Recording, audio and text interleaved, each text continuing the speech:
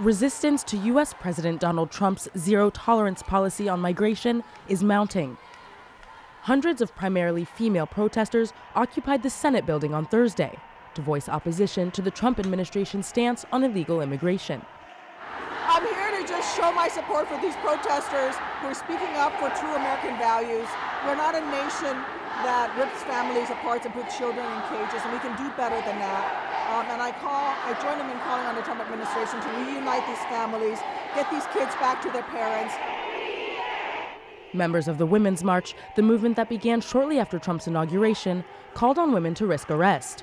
And their call was answered. Police confiscated the protesters' blankets before arresting hundreds of them to the cheers of fellow demonstrators. No hate, no fear. Before occupying the Senate building, thousands of protesters marched in the streets of the U.S. Capitol to decry the separation of migrant families.